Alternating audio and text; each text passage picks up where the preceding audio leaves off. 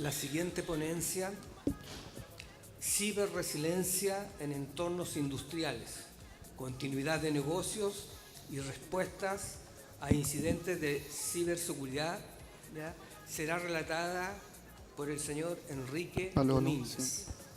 Enrique es director estratégico de Innotech Systems, empresa de ciberseguridad del grupo global. Estás arriba, ¿ya? Y ha desarrollado su carrera en el ámbito de la consultoría de riesgos tecnológicos y tiene todas estas certificaciones, ¿ya? Así que dejo con ustedes a Enrique. Gracias. ¿Qué es los movimientos?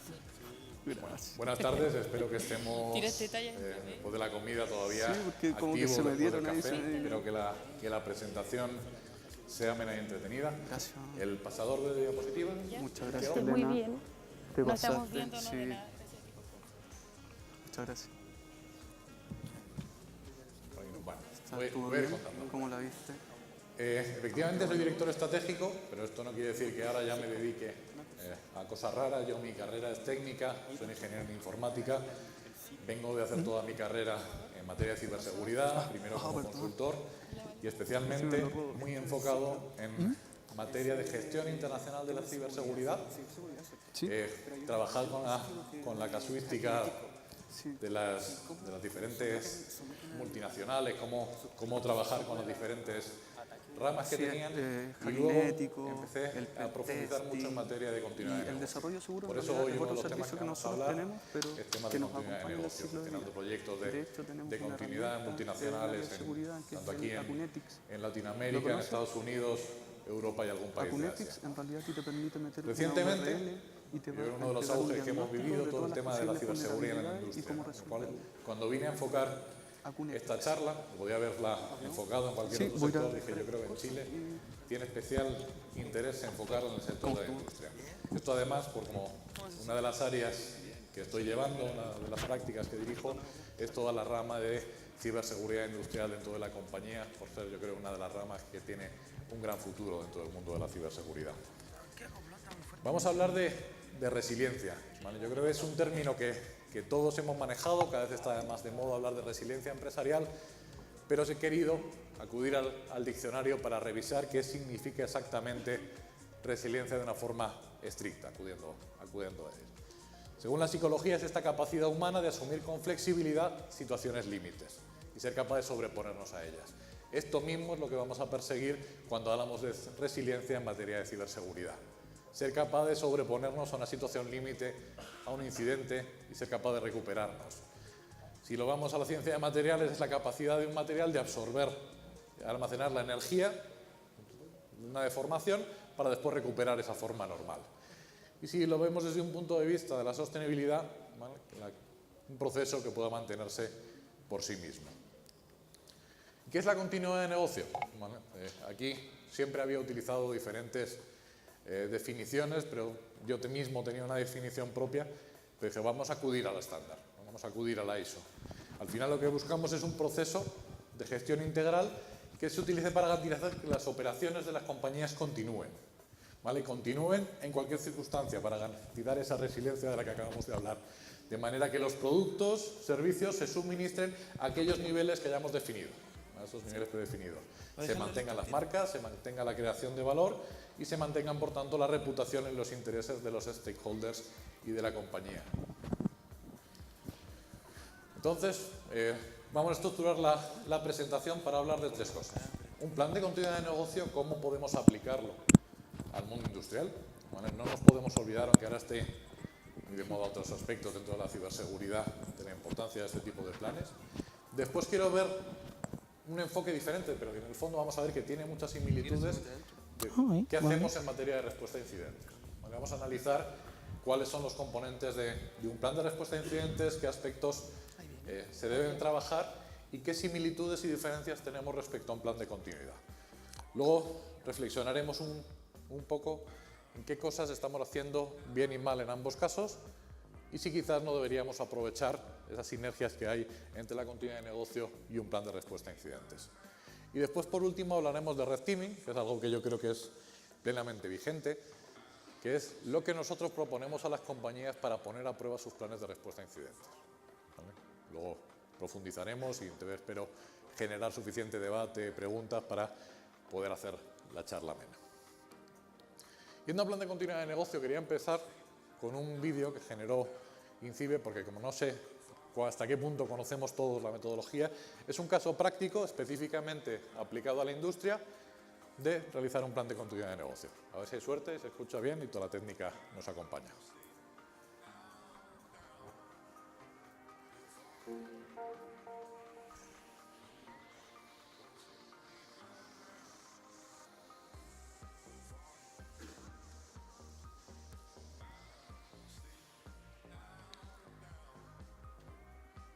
Nuestra empresa se dedica a la fabricación y distribución de calzado en nuestra territorio nacional. Además de fabricar calzado con nuestra propia, también disponemos de líneas de fabricación en las que confeccionamos calzado para otras marcas de prestigio, siguiendo las pautas de calidad que nos exigen nuestros clientes. Los plazos de entrega que nos marcan nuestros clientes son muy exigentes. No podemos permitirnos retrasos ni errores en la cadena de fabricación ni en el proceso de distribución. Como últimamente habíamos tenido algún problema que nos había provocado retrasos en la entrega de los pedidos, la dirección decidió abordar un plan de continuidad de negocio. Empezamos analizando los procesos críticos de nuestra empresa, el proceso de fabricación y el proceso de distribución. El proceso de facturación también es importante, y el de ventas, pero la diferencia la marcan los plazos. Podemos retrasar una semana la emisión de unas facturas, pero no podemos tener 6 horas parado el proceso de fabricación. Para el proceso de fabricación contamos con 2 fábricas que trabajan coordinadas, pero de forma independiente, con una salvedad. Todo el software de control de los sistemas industriales de las 2 fábricas reside en el CPD de la fábrica principal. Esta configuración presenta 2 riesgos importantes. Si la línea de comunicación entre las 2 fábricas cae, la segunda fábrica se detiene. Si el CPD central cae, se detienen las 2 fábricas. Además, hemos detectado que las medidas de seguridad del CPD y su equipamiento son deficientes y requieren mejoras inmediatas, lo que incrementa el nivel de riesgo. Dentro del proceso de distribución, nosotros únicamente nos encargamos de la gestión logística. Los servicios de transporte los subcontratamos a una empresa externa. Esta se encarga tanto del transporte del calzado desde las fábricas hasta el almacén logístico, como de su posterior distribución a los puntos finales de venta. Últimamente, la calidad del servicio de esta empresa de transporte había bajado mucho. Estaban teniendo retrasos en las rutas de reparto que estaban repercutiendo en la satisfacción de nuestros clientes. Nos dimos cuenta de que el proceso de fabricación tenía un punto de fallo crítico asociado al CPD, que podía llegar a provocar la interrupción de la fabricación por completo, con la consecuencia de incumplimientos de plazos de entrega a nuestros clientes. En el proceso de distribución teníamos asimismo un problema con el proveedor de transporte que debíamos solucionar urgentemente. En el proceso de fabricación decidimos migrar el sistema de información a un CPD externo que presta servicios en alta disponibilidad y que cumple con los requisitos de seguridad adecuados. Además, hemos mejorado las líneas de comunicaciones de las fábricas con este CPD. En el proceso de distribución, seleccionamos 2 nuevos proveedores de transporte para evitar depender de un proveedor único y blindamos con penalizaciones por contrato los posibles retrasos. Además, desarrollamos el plan de continuidad con el plan de crisis y los planes de recuperación de los procesos críticos. Estamos muy satisfechos con los resultados obtenidos. Hemos informado a nuestros clientes de las mejoras introducidas, lo que ha mejorado mucho nuestra imagen y ha abierto nuevos posibles contratos de fabricación. Tenemos previsto seguir fortaleciendo nuestros procesos de negocio. Contamos con el apoyo de la dirección porque estas mejoras acaban repercutiendo en nuestra cuenta de resultados. Es un ejemplo sencillo, pero realmente aquí vemos todos los componentes que debemos seguir a la hora de seguir la metodología para establecer un plan de negocio en nuestras compañías, ¿vale?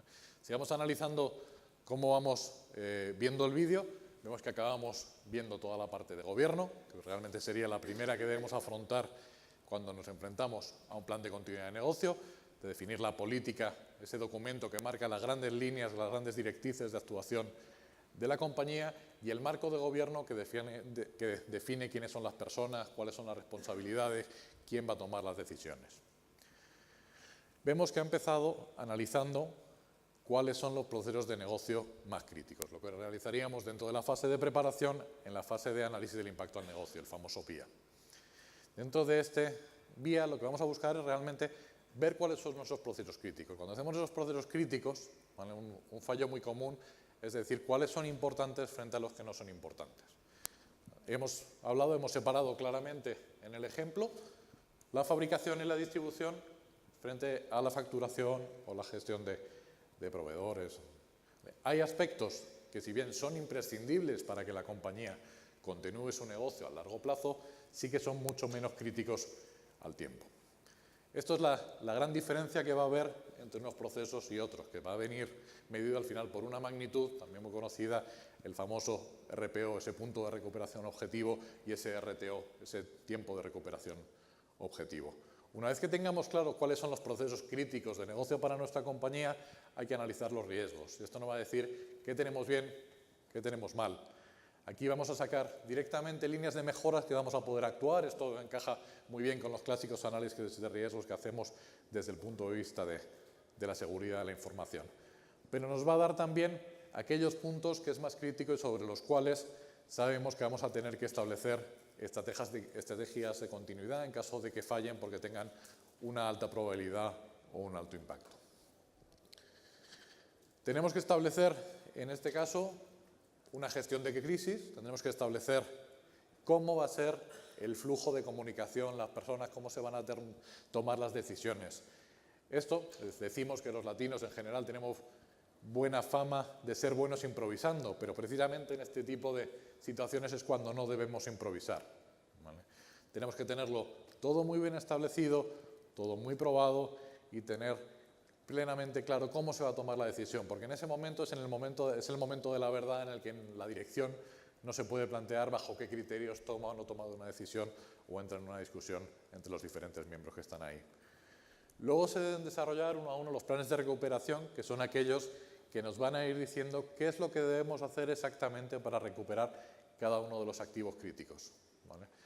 Luego veremos, pero hoy en día las compañías cada vez están estableciendo planes de recuperación para un número de activos más diverso. Típicamente hablábamos de instalaciones, edificios, personas, pero hoy en día hay un mayor número de circunstancias ante las que debemos prepararnos.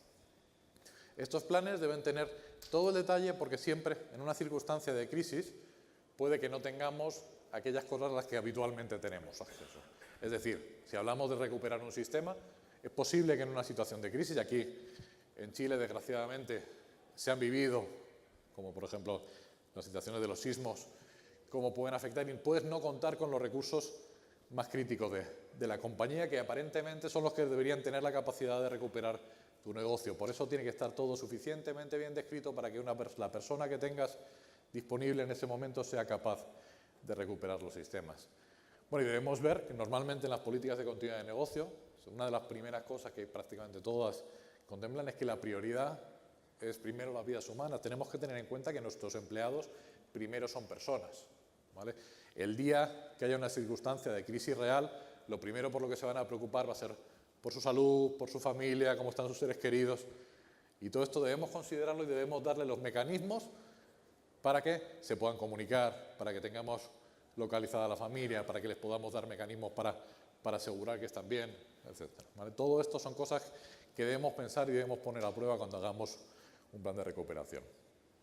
Finalmente, como en todo sistema de gestión, y en este estamos hablando de un sistema de gestión, tenemos la fase en la que establecemos los mecanismos para el aprendizaje y la mejora continua, ¿vale? Ahí establecemos el plan de pruebas, en qué casos se deben realizar, qué tipo de pruebas se deben de realizar, cómo debe ser la formación, en qué circunstancias se debe actualizar. ¿Vale? Hablábamos de cuáles eran los escenarios tradicionales en los que se estaban estableciendo planes de recuperación en materia de continuidad de negocio.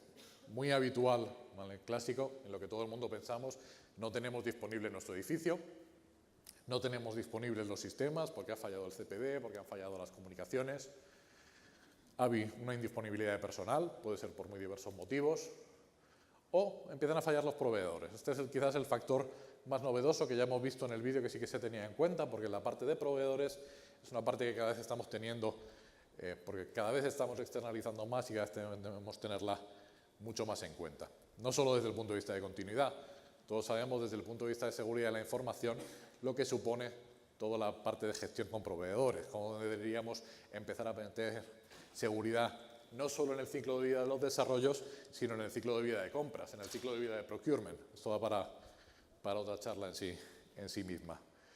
¿Qué nuevos escenarios están contemplando las compañías? Pues escenarios reputacionales, crisis reputacionales ante ataques. Bueno, yo creo que cuando un ataque, cuando una contingencia se hace pública, esa gestión de la reputación, de la comunicación, es algo clave. Lo hemos visto en grandes compañías el año pasado con WannaCry, este año aquí con otros ataques en el sector financiero. Es muy importante esa gestión de la comunicación para poder tomar control de la crisis y que el impacto sea el impacto que deseamos que tenga. O por último, escenarios específicos de ciberataque. Ahora quiero saltar a otro lado. ¿Vale? En Innotec, en Entelgy, estamos muy habituados a hacer respuesta a incidentes de seguridad. Tenemos un SOR, somos en FERS, un CSIRT, trabajamos muy cerca de algunas de las instituciones que se han mencionado esta mañana en la conferencia del senador Piuk como ejemplo en materia de coordinación ante incidentes, y una de las cosas que habitualmente nos piden nuestros clientes es que les asesoremos en cómo establecer su plan de respuesta a incidentes. He cogido tal cual de la metodología que aplicábamos cuáles son las fases en las que íbamos trabajando el plan de respuesta a incidentes de seguridad. Una primera fase de alcance y objetivos del plan, en la que sabemos cuál es el modelo de gestión de incidentes, cuáles son los objetivos, qué limitaciones tenemos. Una fase de equipo de respuesta, quiénes son las personas, qué responsabilidades tienen, cuáles son los interlocutores. Esto ya nos recuerda mucho a cuando estábamos viendo en la parte de continuidad de negocio, esa parte de política, marco de gobierno, en la que definimos personas, responsabilidades, cuáles son los objetivos. Proceso de respuesta. Vemos la parte de detección, análisis, cómo realizamos el triaje, cómo notificamos, cómo escalamos, qué hacemos de contención y mitigación o cómo volvemos a la normalidad. Entonces se parece mucho a toda la fase de respuesta en la que vemos el plan de gestión de la crisis o cómo hacemos la respuesta a un incidente concreto. Y luego toda la parte de mejora continua y revisión del plan. ¿Qué nos lleva a pensar esto de forma inmediata? Yo lo que me planteo es, yo veo mucha similitud entre lo que es un plan de respuesta a incidentes y un proceso de recuperación en un plan de continuidad de negocio. Entonces, ¿es acaso el IRP un caso concreto para un escenario de ciberincidente de los procedimientos del plan de continuidad? Yo creo que sí. Vale.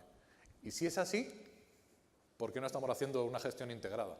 ¿Vale? Nos pasa, y lo vemos a día en las compañías, que habitualmente sí que en la continuidad de negocio, debe ser porque lleva negocio en el término, está involucrada la alta dirección, pero muchas veces en los planes de respuesta a incidentes, cuando tenemos un incidente de seguridad, no están las personas indicadas de la alta dirección involucradas.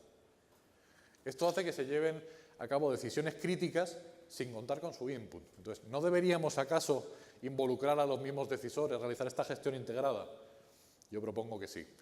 ¿Qué errores habituales estamos observando cuando estamos enfrentándonos a un incidente? Nosotros acompañamos a administraciones públicas, a empresas estratégicas, a diferentes clientes en materia de respuesta a incidentes y nos encontramos en algunos casos en los que, por ejemplo, una intrusión en la que se sabe que han tenido acceso a un dumpeo de la base de datos del directorio activo, con lo cual pueden haber tenido acceso a las contraseñas de un número importante de usuarios de la compañía, dependiendo del tiempo que hayan tenido y que haya pasado desde que se tengan el acceso a los usuarios. Y alguien dentro del área de seguridad, junto con alguien de TI, decide que se resetean todas las contraseñas de esta compañía. ¿Vale? Estamos hablando de una compañía industrial que además es en infraestructura crítica. ¿Qué tiene de consecuencia esto de forma inmediata? Que al día siguiente hay usuarios que no pueden acceder y esto implica, entre otras cosas, que hay fallo de acceso a instalaciones e implica fallo de acceso de distribución. No se había involucrado a nadie de la alta dirección en la toma de este tipo de decisiones. Esto, que en el caso de continuidad de negocio probablemente no habría pasado, sí que pasa en el caso de una gestión de un incidente que al final da lugar a una indisponibilidad y a un problema de continuidad de negocio. ¿Qué proponemos nosotros? Nosotros lo que proponemos es que tenemos que hacer Ejercicios de Red Team para poner a prueba la capacidad de respuesta de las compañías. ¿Qué es un ejercicio de Red Team? ¿Vale? Es un término que se ha puesto muy de moda. Hay quien le llama Red Team a todo lo que es seguridad ofensiva. ¿Vale? Nosotros mantenemos el término para un poco más para lo que es originalmente este tipo de ejercicios. Al final es algo que viene del mundo militar. Enfrentamos a un equipo de defensa frente a un equipo de ataque. Nosotros ejercemos como equipo de ataque, al final con el objetivo de ejercer un ataque real sobre la compañía de forma controlada. Luego veremos ciertas particularidades. Y el equipo de defensa, que no pensemos que son la gente de seguridad, no pensemos que es la gente de TI de la organización. El equipo de defensa es toda la organización en su conjunto. De cómo reaccionen cada uno de los miembros de la organización puede depender que tenga o no tenga éxito un ciberataque. Al final, lo que queremos basarnos es que si no conocemos el ataque, si no conocemos cómo nos pueden atacar, si no conocemos a la vez cómo reaccionamos en caso de que tengamos un ataque, no vamos a ser capaces de defendernos y no vamos a ser capaces de mejorar en nuestros procesos de respuesta. Entonces, ¿qué hacemos en un ejercicio de Red Team? Al final lo que consiste es en realizar un ataque real dirigido sobre la organización, pero de forma controlada, por eso hablamos de simulación, utilizando las mismas técnicas, tácticas y procedimientos de intrusión que utilizan los atacantes reales. Esto implica, y lo hemos visto muy bien en el vídeo antes del doctor, mezclar mecanismos de seguridad digital, seguridad física, ingeniería social, seguridad humana e inteligencia ofensiva, utilizando las mismas técnicas que utilizan los atacantes. ¿Esto qué quiere decir? Que tenemos que conocer, y tenemos que conocer muy bien, a partir de mecanismos de threat intelligence, etcétera, cómo están realizándose los ataques a los sectores que vamos a realizar este tipo de simulaciones. Esto no es algo que estemos realizando nosotros solos y que no se nos había ocurrido a nosotros.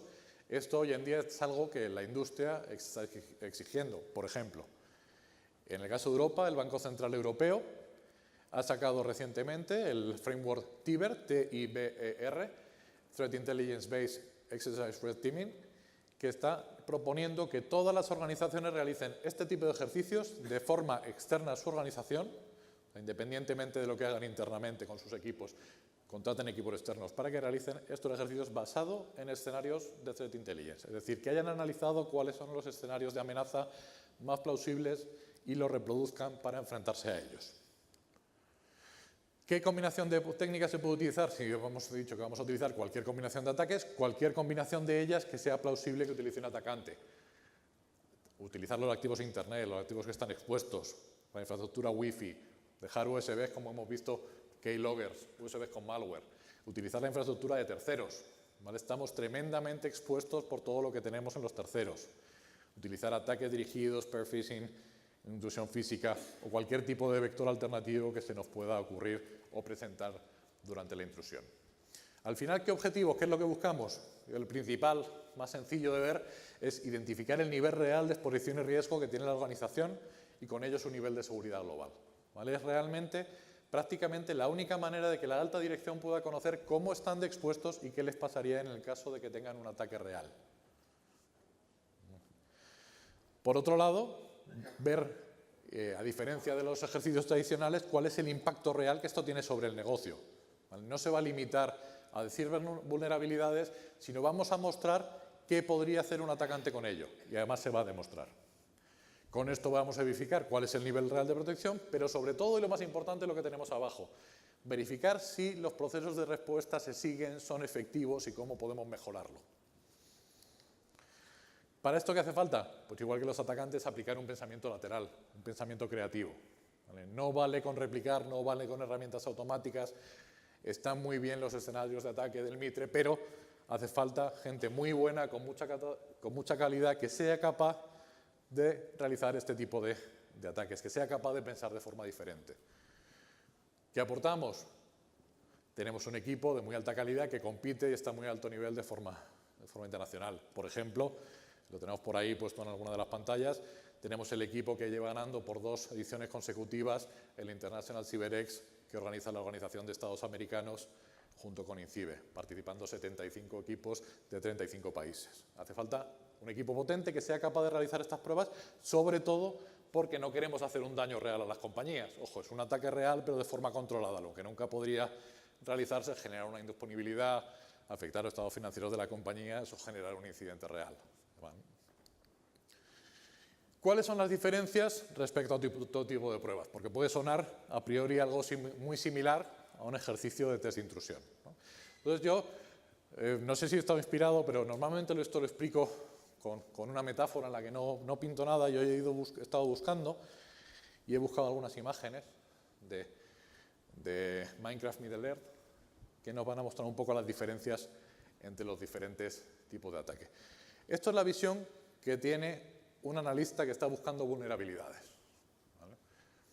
Está buscando agujeros para ver si puede pasar o no puede pasar, salir de este edificio o no, ¿vale? La visión es muy limitada. Luego nos va a dar un detalle muy preciso de aquí en la muralla, en este sitio, hay un agujero y puedes pasar, ¿vale? Aquí puedes poner 2 bloques de este tamaño y puedes arreglarlo. Esta es la visión que tenemos cuando realizamos un tradicional análisis de vulnerabilidades. Si vamos a realizar un ejercicio de un test de penetración, normalmente ya tenemos una visión más amplia, pero tenemos centrado todavía el tiro y apenas lo que vemos es una muralla y vamos a averiguar si podemos saltarla, no podemos saltarla o si la podemos sobrepasar. Aquellos que conozcan mucho el universo de la Tierra Media, probablemente, y las películas de Steven Jackson, probablemente ya pueden identificar dónde estamos, pero probablemente otros todavía no tengan esta visión. Estamos en la ciudad de Minas Tirith y esto es lo que buscamos con un ejercicio de Red Team, tener la visión global. Y en esa visión global, ¿qué se incluye? Vamos a ver vulnerabilidades, vamos a ver vulnerabilidades, vamos a ver si somos capaces de penetrar la muralla, vamos a ver si somos capaces de saltar la muralla. Pero una vez que lo hagamos, vamos a empezar a movernos por las calles de la ciudad, vamos a intentar buscar dónde están las joyas de la corona, dónde están los elementos más importantes de una organización, vamos a intentar llegar al Salón Real, intentar llegar hasta el mismo trono si es necesario. Y todo ello intentando evitar ser detectado y sin que nos detengan el ataque. O sea, que exactamente como lo haría un atacante real. Como veis, la visión es completamente diferente. Al final estamos hablando de una visión mucho más amplia y estamos comparando ejercicios que, si bien son imprescindibles, como puede ser un análisis de vulnerabilidades o un test de penetración, se quedan en una foto parcial y sobre todo es una foto estática. Aquí lo que vamos a ver es cómo funciona la organización durante un determinado periodo de tiempo. Habitualmente este tipo de ejercicios pueden durar 3, 4 meses, en algunas organizaciones se pueden prolongar más. Lo que vamos a ver es todo lo que pasa desde que se inicia el ejercicio, con las diferentes pruebas, se penetra la organización, nos movemos por dentro de la organización, hay movimiento lateral, nos detectan, no nos detectan, cómo reacciona, etc. ¿Vale? Así, yo creo que con este tipo de ejemplos se visualiza bien la dinámica de un ejercicio tradicional frente a un ejercicio de Red Team. ¿Cómo es la metodología? Al final lo que vamos a hacer exactamente es una intrusión real. Vamos a seguir paso a paso los mismos pasos que seguiría un atacante. Desde planificar el ejercicio utilizando inteligencia ofensiva, buscando los activos de la organización de forma pasiva, realizando un reconocimiento externo para ver cómo se puede realizar un compromiso inicial de la compañía. Aquí, igual que un atacante, utilizamos, primero vamos a ser oportunista. Vamos a ver de qué formas podemos atacar la organización sin tener que exponernos, sin tener que ir físicamente a ella, sin tener que interactuar físicamente con los usuarios de la organización. Se busca ese compromiso inicial para lograr un primer acceso interno que se busca intentar elevar privilegios y lograr persistencia para estar dentro de la organización. Luego, hacer un reconocimiento interno, ver a dónde tenemos posibilidad de llegar e ir buscando cuáles son esas joyas de la corona y los activos críticos de la organización. Esa información que puede ser más interesante, esos activos que pueden suponer un riesgo mayor para la organización.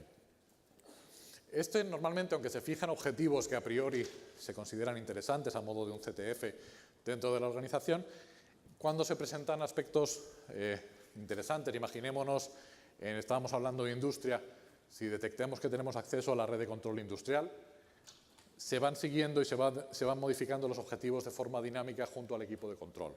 Esto era importante, primero, para aprovechar todo el jugo del ejercicio y segundo, para darme excusa de hablar de cómo es la coordinación. Este tipo de ejercicios, la comunicación debe ser muy fluida entre el Red Team y el White Team, que es el equipo coordinador. ¿Vale? Se debe hablar de forma continua, siempre que haya un hito importante, se deben mantener reuniones periódicas para que puedan ir siguiendo el avance por todos estos hitos que acabamos de ver. ¿Vale? Y Para garantizar la efectividad del ejercicio, el Blue Team, es decir, el resto de la organización, excepto los sponsors y el equipo de control, no deben conocer que él está realizando el ejercicio. El otro día un compañero, uno de los auditores, uno de los hackers del equipo, presentaba que en un ejercicio tradicional, al final es como si sientas el hacker en mitad de la oficina, le pones un gorro de lana, rayas azules y marrones, de este que conoce todo el mundo, y sabes que tienes el hacker de delante haciéndote el ejercicio, con lo cual toda la gente de seguridad está preparada. ¿Vale?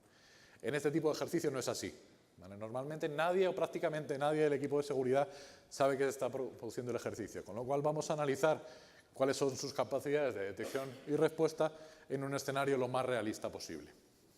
Pero sí, si no tenemos en ningún momento interacción con el equipo de defensa, ¿cómo vamos a sacarle provecho al ejercicio? Al final del ejercicio realizamos unas jornadas de training del Blue Team, ¿vale? En la que analizamos los resultados, cuáles son los riesgos, cuáles son las recomendaciones del ejercicio.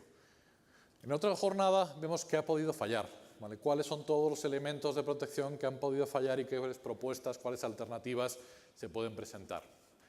Se hace una sesión de brainstorming para ver qué nuevos controles, cómo se pueden priorizar. Y por último se analizan todos los mecanismos de detección y respuesta, todo aquello que tiene que ver más con el proceso de cómo se ha comunicado a la entidad, si nos han detectado, a quién ha llegado la información, cómo se ha realizado el reporte, se ha hecho un DEFIR, un forense digital y una respuesta a incidentes adecuada, no, para por último dar unas grandes conclusiones y un plan de proyecto priorizado que pueda servir para mejorar a la entidad. Este tipo de ejercicios para mí no tienen sentido si lo realizas una única vez. Al final, como todo, como hablábamos en la continuidad de negocio, estamos buscando meternos en un ciclo de mejora continua, con lo cual deberíamos repetirlos periódicamente para ver efectivamente que todas estas mejoras que hemos propuesto calan en la organización y suponen un incremento del nivel de protección, detección y respuesta, de esta foto integral que sacamos de cómo están los procesos de seguridad de la compañía. Tenemos que tener en cuenta que la mayoría de las organizaciones, cuando hay un ataque, esto está sacado del informe de Data Breach Investigation de 2018, desde que se realiza una intrusión, que normalmente tarda minutos o menos, solo el 3% la detectan de forma temprana y más de 2/3 tardan meses en descubrirla. ¿Vale? Con lo cual, si el ejercicio dura meses, ¿qué nos pasa? Que habitualmente en muchas organizaciones no lo detectan, no detectan qué ha pasado. Entonces nos perderíamos gran parte de la salsa del ejercicio, ¿no? ¿Qué haríamos en un ejercicio que vamos a evaluar las capacidades de detección y respuesta si ni nos detectan ni responden? ¿Vale? Sabemos que buenas no son, pero no sabemos qué habría pasado si nos detectan, cómo habrían cortado, cómo se investiga, cómo se reporta. Con lo cual, ¿qué hacemos? Una semana de pruebas de ruido. Vamos a dejar de ser tan buenos y vamos a empezar a ser más descuidados. ¿Vale? Vamos a hacer de forma controlada, medida, de forma incremental día a día, unas pruebas para ver en qué momento nos detectan. De esta manera vemos sus capacidades de detección y, sobre todo, por fin, vemos cómo se desencadena el proceso de investigación, respuesta a incidentes, cómo se reporta. Aquí siempre cuento, ¿vale?, para los CISOs o aquellos responsables de seguridad de las organizaciones que estéis aquí, que en este ejercicio solo salen cosas buenas para los CISOs, excepto en una circunstancia. Voy a contar primero las cosas buenas. Las cosas buenas es que normalmente salen con la dirección más concienciada, salen con más presupuesto, salen con tareas concretas que priorizan tecnologías de forma que antes no habían visto. Es una forma muy interesante de incorporar esto como input a nuestros tradicionales análisis de riesgos, a nuestras formas de priorización, las acciones importantes de seguridad, porque nos da una visión ofensiva completamente diferente. ¿Vale? O sea, tiene inputs muy positivos para el CISO. Solo puede pasar una cosa negativa, ¿vale? Incluso peor que no detectarlo. Que cuando lo detecte y lo reporte, lo que reporte a la alta dirección no sea fiel a la realidad. ¿Vale? Esta es la peor situación que se puede dar al CISO, porque significa una pérdida inmediata de confianza hacia la alta dirección. ¿Vale? Con lo cual, cuando tengamos un incidente, siempre reportemos pronto, sobre hechos probados y de la forma más fidedigna posible. ¿Vale? Primero, porque solo con buena información la alta dirección nos podrá ayudar a tomar decisiones que además deben tomar ellos. Ojo, es importante, hay decisiones que no debe cargarse el CISO con ellas, debe tomarlas la alta dirección. Y además, si nos están haciendo un ejercicio de estas características, luego lo van a poder contrastar contra los hechos reales de lo que ha pasado, y lo que no nos pueden decir es que no confían en nosotros porque no le dijimos la verdad. Ahora quería mostrarles algún caso práctico, porque no hay una conferencia que se hable de esto que esté completa si no enseñamos algún ejemplo concreto de cosas que hemos hecho y cosas que pueden pasar en este tipo de ejercicios. He elegido primero una serie de elementos individuales que hemos sacado de varios ejercicios interesantes, en los que vamos a ver un caso de uso de USB Stebo, un caso de lockpicking en camiones industriales, un caso específico de Wi-Fi industrial, un caso en el que detectamos Zero Day, que va relacionado con el tema de los camiones, y un caso de desarrollo de exploit de día 1, es decir, una vulnerabilidad que sí que se había sido publicada, pero que no había un exploit público disponible. Yendo muy rápido, porque de tiempo vamos juntos y me gustaría dejar alguna respuesta, despliego de USB Stebo con un troyanito, un PowerShell, ¿vale? Te dejan en la entrada de una compañía industrial antes del comienzo de la mañana y pues, rápidamente, pues, son un pendrive, siempre viene bien, es útil, la gente se los lleva y mete para adentro. ¿Qué descubrimos? Que en menos de una hora había varias conexiones, ¿vale? Pero lo que fue más divertido es dado que el pendrive estaba cargado de documentos así con jugosos como nóminas, despidos, así que parecen de recursos humanos, la gente que tenía especial interés en verlos. Entonces, como veía que lo conectaba a su equipo y no conseguía verlos, pues lo iba pasando al de los compañeros para ayudarnos a descenderlo a ver si el compañero podía verlo, ¿vale? Con lo cual, un gran número de conexiones que nos permitió interactuar. Aquí lo típico es que la culpa es del usuario, que es el eslabón más débil, es que es tonto, no está concienciado. Ojo, yo estoy completamente en contra de esto, ¿vale? Los CISOs, la gente de seguridad, tendemos a hacer una cosa que es culpabilizar al usuario. Esto no está bien, ellos no saben de esto. Esa culpa es nuestra, no le dimos todos los medios para estar protegido. Cuando culpabilizamos al usuario porque le dio clic al phishing y dio sus credenciales, no podíamos hacer nada, el usuario dio sus credenciales. Le pusimos un segundo factor de autenticación. El usuario no es el eslabón más débil, es la última barrera que nos protege frente a los ciberataques. Efectivamente, si lo concienciamos, si le damos los mecanismos necesarios para que cambien su comportamiento y sepan cómo actuar, nos va a ayudar a protegernos. Pero generalmente lo que hacen es salvarnos cuando hemos hecho mal las cosas la gente técnica, ¿vale? Entonces, cuando estamos fallando, echamos la culpa al usuario.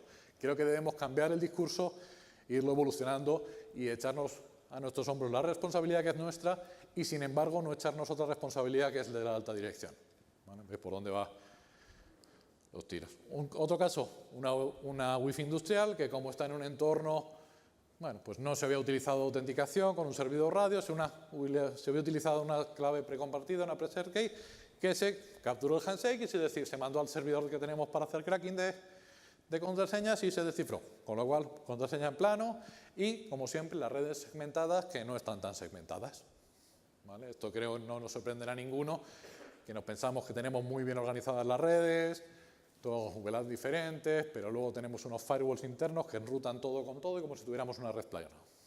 Eso en el caso de que tengamos el firewall interno, ¿vale? Tenemos que segmentar mejor. Es otra de las cosas que siempre sale como resultado de este tipo de ejercicios. Un caso, camiones industriales, camiones de distribución, ¿vale? Se utilizó lockpicking para acceder a una caja donde estaban los PLCs y un sistema de Siemens, Cinema Remote Connect, que permitía tener conectividad remoto con los diferentes camiones y acceder a la caja con los PLCs.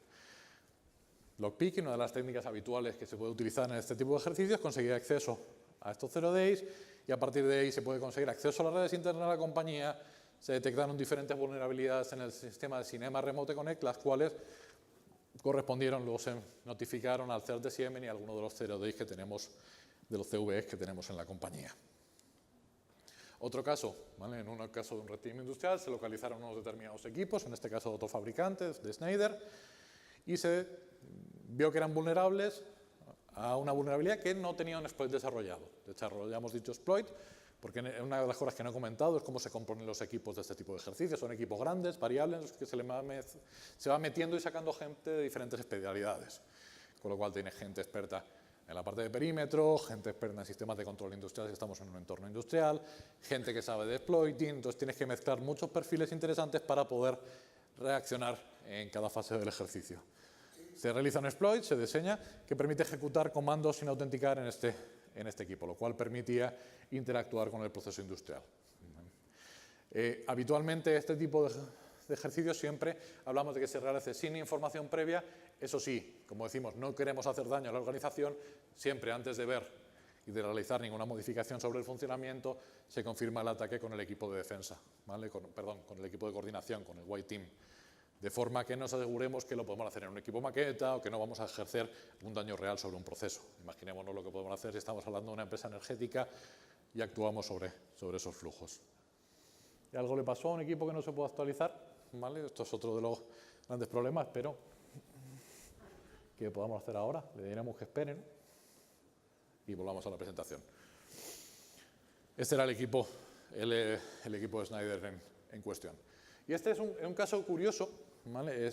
Esto era en una infraestructura muy crítica en la que se nos pidió analizar un kiosco de análisis de medios. Esto es algo muy habitual en la industria, en la que para sanitizar medios extraíbles se tiene un kiosco específico con varios motores antivirus, mucha tecnología, para verificar, ok, este pendrive está bien o está limpio, etc. Vale. Se hizo un test específico sobre este kiosco, ¿vale? Que por una vulnerabilidad, no sé si alguno habéis hecho esto que le das al Shift muchas veces en el ordenador y te sale una cosita de las sticky keys. Pues utilizando este viejo truco se podía tomar control de la máquina y desactivar motores antivirus. Esto que nos permitía infectar la máquina y no solo eso, sino decidir, oye, qué bien, vamos a infectar automáticamente todos los pendrives que metan en el kiosco de sanitizar. Lo que le doy, oye, también verde, perfecto, limpio, y puedes irlo extendiendo para ir desplegando un troyanito en los sistemas de control industrial. Vale, esto son cosas reales que pasan y que son fáciles de realizar. Esto es prácticamente el final de mi presentación. Creo que voy a pasarme alrededor de un minuto. Espero que me permitan. Este es un ejemplo real en una infraestructura crítica de cómo se realizó el ejercicio. Voy a intentar contarlo lo más rápido posible y luego si tienen alguna duda. Se buscó el acceso a la sede principal. Para ello hubo que vulnerar el acceso físico, clásico como en las películas, vestido de uniforme como agente de mantenimiento, para lograr instalar en un falso techo una Raspberry Pi. Este pequeño ordenador conectado a una batería que nos permitiera hacer un acceso remoto, puesto que tenía un módulo 3G, para conectarnos a su red e intentar buscar esa persistencia en otro servidor antes de que se nos acabara la batería. ¿Vale? Accedíamos a través de 3G y nuestra VPS, nuestra red de anonimización, buscando esa persistencia en otro servidor interno. Fácil normalmente cuando tenemos control de un servidor interno, hacernos con credenciales de controlador de dominio. Usamos muy mal los usuarios privilegiados, ¿vale? Deberíamos tenerle mucho cariño a las soluciones de control de los usuarios privilegiados que nos van a permitir detectar cuándo se están usando y no deberían ser utilizados. Entonces, es habitual que se haya utilizado un usuario de dominio para logarse en una máquina en la que no se debería haber logado, recuperamos credenciales, ¿vale?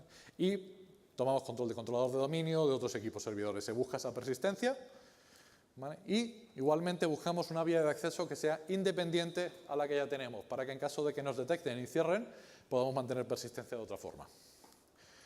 Habitualmente, una vez que tienes acceso a un controlador de dominio, están establecidas relaciones de confianza, son cosas que están muy bien porque nos facilitan mucho la administración, pero nos permite tomar el control de otros elementos, ¿vale? Y así nos extendemos con facilidad por la organización, porque también tenemos mecanismos que nos sincronizan las passwords de sistemas de base de datos y de sistemas Unix con las credenciales de dominio, etcétera, ¿vale? O sea, normalmente todo ese orden que nos viene muy bien a la hora de administrar nuestros sistemas internos nos pone muy fácil a los atacantes el movernos por la organización como Pedro por su casa.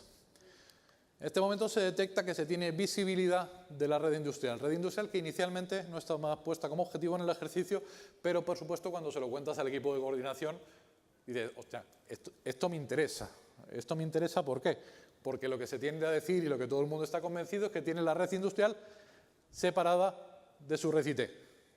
Vamos a la red industrial, vemos que efectivamente se pueden capturar credenciales mediante técnicas para acceder al servidor y se van tomando control de servidores. Aquí, ¿qué es lo que se establece? Si se puede actuar o no sobre, en este caso, era una conducción de hidrocarburos.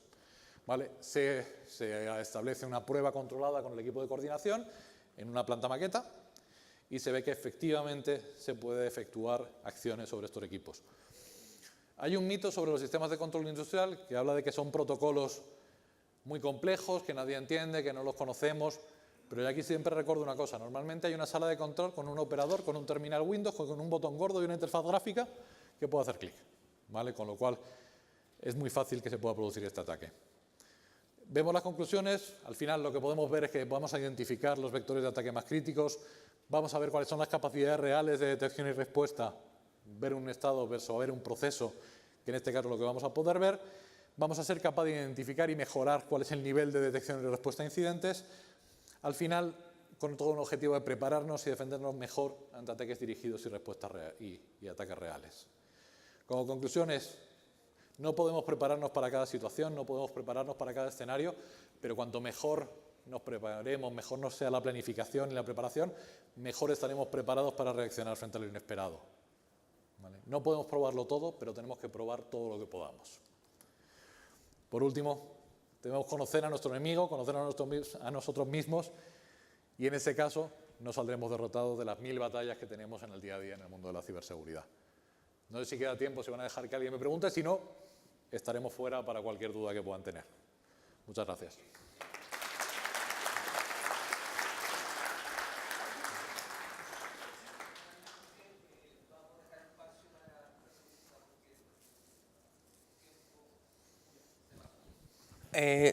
¿Hay alguien que quiera realizar alguna pregunta?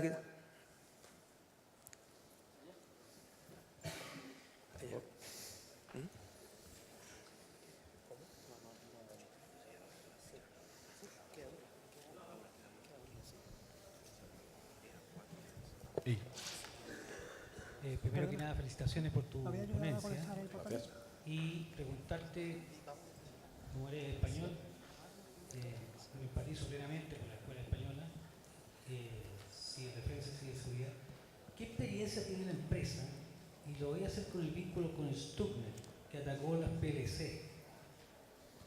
Y resulta que al atacar los PLC, produjo toda esta catástrofe en que en un minuto le dieron la orden de autodestruirse, con todas las connotaciones que tiene este ataque. ¿Qué experiencia tiene tu empresa en relación a PLC? A lo mejor es incorrecto lo que te voy a preguntar, pero con la empresa chilena Bajo Lab, el prima de la visión de tu empresa.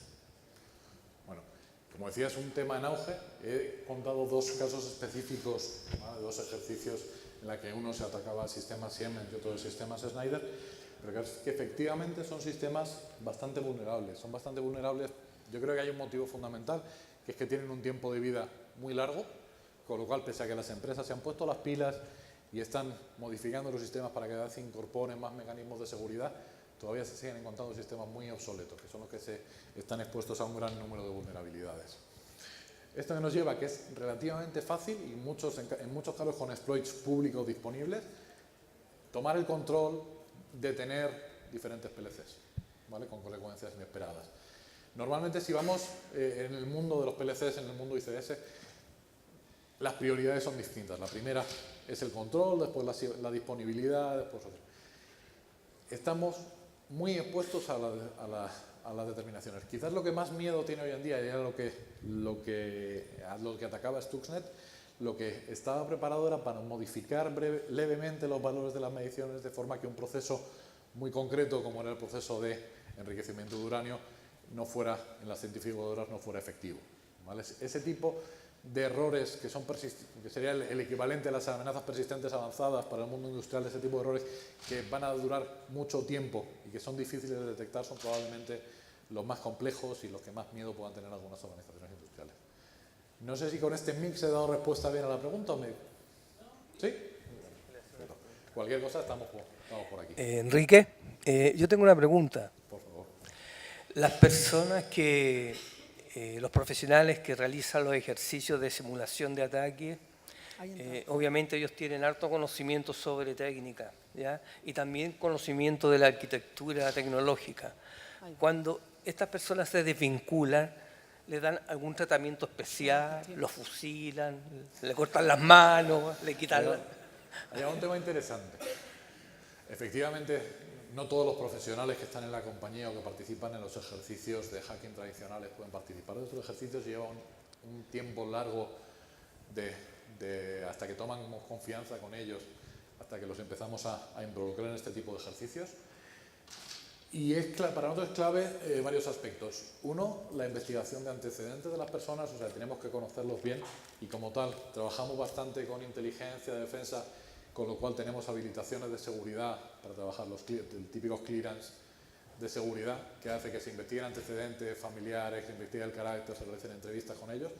intentamos que todas las personas que participan en el servicio tengan este tipo de habilitación. Y después es clave, y esto podríamos unirlo también con otro debate, el tema de la retención del talento, ¿vale? Creo que podemos estar orgullosos de que la rotación que tenemos es de las más bajas del mercado. Está viendo cómo está el tema de la ciberseguridad en un equipo de alto nivel, además con mucha exposición pública, porque nos han sacado artículos en prensa diciendo fulanito con su nick público por el que es conocido como hacker y su nombre y apellidos es el hacker más cotizado de España. Entonces, con este tipo de exposición, a pesar de ello, les hemos dado un entorno en el que quieren quedarse a trabajar con nosotros. Quieren quedarse a trabajar con nosotros porque hacemos ejercicios interesantes y pueden estar trabajando al lado de los mejores. Entonces, yo creo que esta retención del talento es la que nos permite también que no tenemos que enfrentar ese problema. Pero eso sí, hemos hecho primero el background investigation, tienen sus clearance de seguridad, tenemos los mecanismos para que no tengan esa información. Luego todo esto va acompañado de herramientas tecnológicas para que la información esté en puntos controlados por nosotros y no por ellos, para que se realice un borrado seguro de la información, pero dado las particulares características y skills de estos profesionales, probablemente cualquier medida sea insuficiente si no es por la propia ética que acompaña a su trabajo. Okay. Bueno, muchas gracias. Cuando tenga un caso de desvinculación, por favor, nos envías el currículum.